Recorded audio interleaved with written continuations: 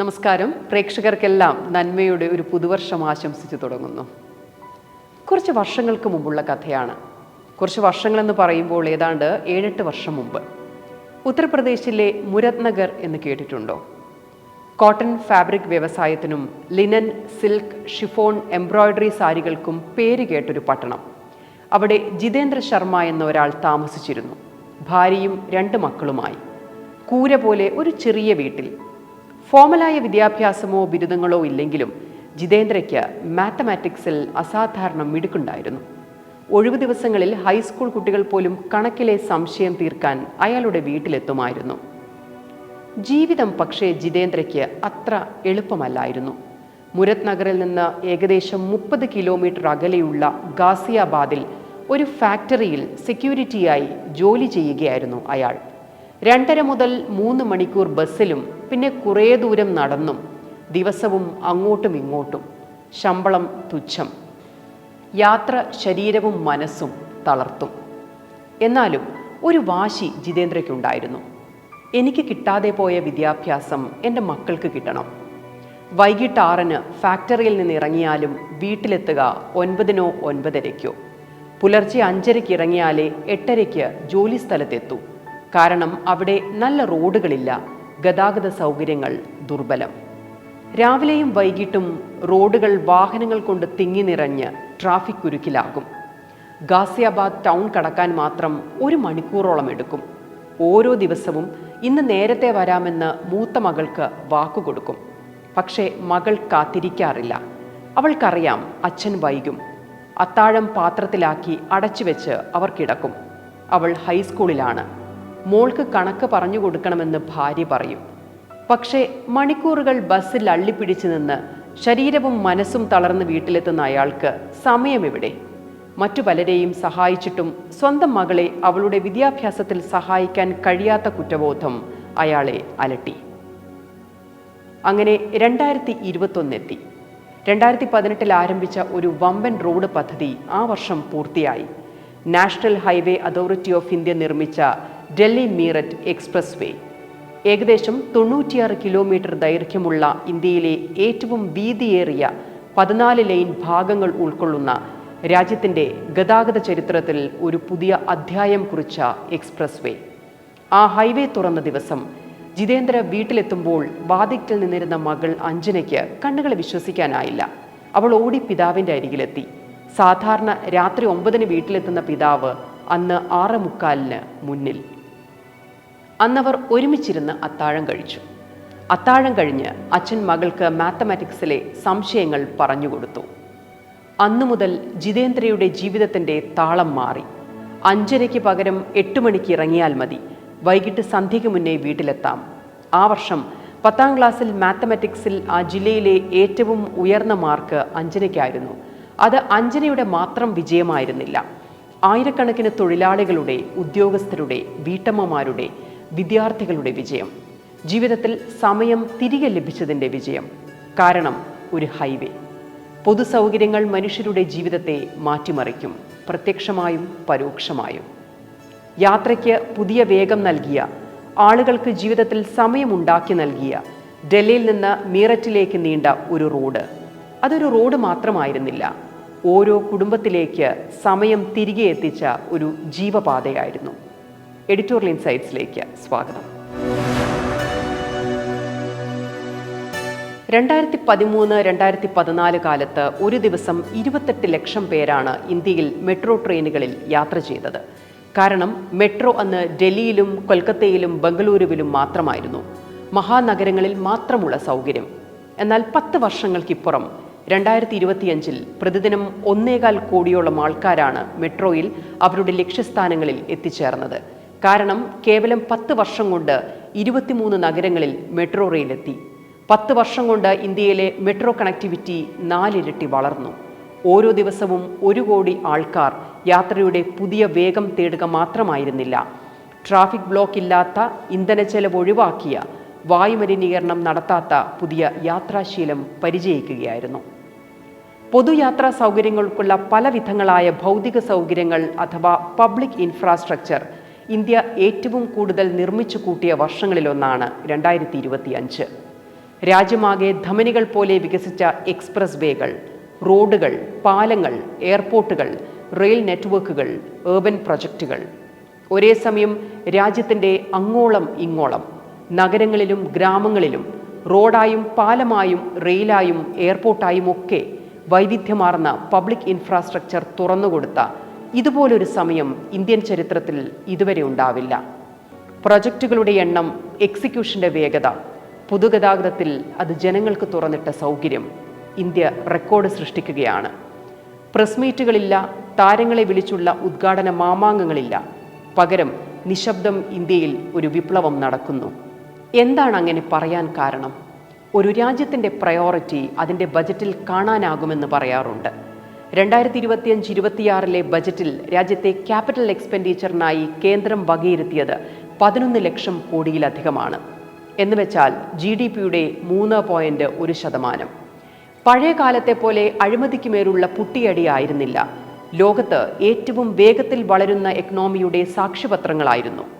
ആ 11 ലക്ഷം കോടിയാണ് ഹൈവേകളായും മെട്രോയായും റെയിലായും പാലങ്ങളായും ജനങ്ങൾക്ക് തുറന്നുകൊടുത്തുകൊണ്ടിരിക്കുന്നത്. പ്രൊജക്റ്റുകൾക്ക് തറക്കല്ലിട്ടാൽ അത് പൂർത്തീകരിച്ച് പബ്ലിക്കിന് തുറന്നുകൊടുക്കുന്നതിലെ വേഗത, ലക്ഷ്യത്തിനപ്പുറമുള്ള പൂർത്തീകരണം, അതിനുവേണ്ടി അലോക്കേറ്റ് ചെയ്യുന്ന ഫണ്ടിൻ്റെ കൃത്യമായ വിനിയോഗം, അതാണ് കഴിഞ്ഞ 10 വർഷത്തെ ഇന്ത്യൻ ഇൻഫ്രയുടെ യാഥാർത്ഥ്യം. ഇതിന് ഏറ്റവും വലിയ തെളിവ് പറയാം. 2024-25 സാമ്പത്തിക വർഷം national highway authority of India നിർമ്മിച്ചത് 5614 കിലോമീറ്റർ ദേശീയപാതയാണ്. ഇതേ കാലയളവിലെ ടാർഗറ്റ് 5150 കിലോമീറ്ററും, അതായത് ലക്ഷ്യം വെച്ചതിനേക്കാൾ 460 കിലോമീറ്റർ അധികം. അതായത് ഏതാണ്ട് കേരളത്തിൻ്റെ തെക്ക് വടക്ക് ദൂരത്തിൻ്റെ അത്രയും ലക്ഷ്യമിട്ടതിലും അധികം പണിത റോഡിൻ്റെ നീളമാണ്. സർവകാല റെക്കോർഡാണ് ദേശീയപാത നിർമ്മാണത്തിന് കഴിഞ്ഞ സാമ്പത്തിക വർഷം ചെലവഴിച്ചത് 2.5 ലക്ഷം കോടി. ഇനി ഈ സാമ്പത്തിക വർഷം പൂർത്തീകരിക്കാൻ ലക്ഷ്യമിടുന്നത് 10,000 കിലോമീറ്റർ പുതിയ ദേശീയപാതകളാണ്. റോഡുകൾ എന്നാൽ കേവലം കിലോമീറ്ററുകളിലെ കണക്കുകൾ മാത്രമല്ല, കണക്ടിവിറ്റിയുടെ പുതിയ ജോമെട്രിയാണ്. എക്സ്പ്രസ് വേകളും ഗ്രാമങ്ങളെ നഗരങ്ങളുമായി ബന്ധിപ്പിക്കുന്ന എക്സ്റ്റൻഷൻ റോഡുകളും സഞ്ചാര സ്വാതന്ത്ര്യത്തിൻ്റെ പുതിയ സൈക്കോളജിയാണ് ഓരോ ഇന്ത്യക്കാരനിലും തുറക്കുന്നത്. അതിൻ്റെ ഏറ്റവും വലിയ ഉദാഹരണമാണ് 55,000 കോടി രൂപയിൽ പൂർത്തിയാക്കിയ 701 കിലോമീറ്റർ വരുന്ന മുംബൈ നാഗ്പൂർ എക്സ്പ്രസ് വേ. ഇന്ത്യയിലെ ഏറ്റവും ദൈർഘ്യമേറിയ എക്സ്പ്രസ് വേകളിൽ ഒന്നാണിത്. മഹാരാഷ്ട്രയുടെ ഹൃദയത്തിനു കുറുകെ ട്രാഫിക്കിനെയും സിഗ്നലുകളെയും ഒഴിവാക്കി മുംബൈയെ നാഗ്പൂരുമായി ബന്ധിപ്പിക്കുന്നു. നേരത്തെ 16-18 മണിക്കൂർ വരുമായിരുന്ന യാത്രയെ കേവലം 8 മണിക്കൂറിൽ താഴെയായി കുറച്ച പുതിയ പാത. മാർവലസ് ടെക്നോളജിയും കോംപ്ലക്സ് എഞ്ചിനീയറിംഗും. നീളമേറിയ ടണലുകൾ, വലിയ പാലങ്ങൾ, വൈഡ് കോൺക്രീറ്റ് പില്ലറുകളിൽ ഉയർന്നു നിൽക്കുന്ന ഹൈസ്പീഡ് ട്രാവലിൻ്റെ പുതിയ മുഖം, അതാണ് മുംബൈ നാഗ്പൂർ എക്സ്പ്രസ് വേ. ഈ പാതയുടെ സാമ്പത്തിക വശം എന്താണെന്ന് വെച്ചാൽ, സമൃദ്ധി മഹാമാർഗ് എക്സ്പ്രസ് വേ കാർഷിക മേഖലകളെയും ഇൻഡസ്ട്രിയൽ ബെൽറ്റിനെയും നഗരഹൃദയങ്ങളെയും മുംബൈ മഹാനഗരവുമായും അവിടുത്തെ പോർട്ടിലേക്കും ബന്ധിപ്പിക്കുന്നു. ഈ പാതയുടെ അരികുപറ്റി പുതിയ ഇൻഡസ്ട്രിയൽ സോണുകൾ വരും.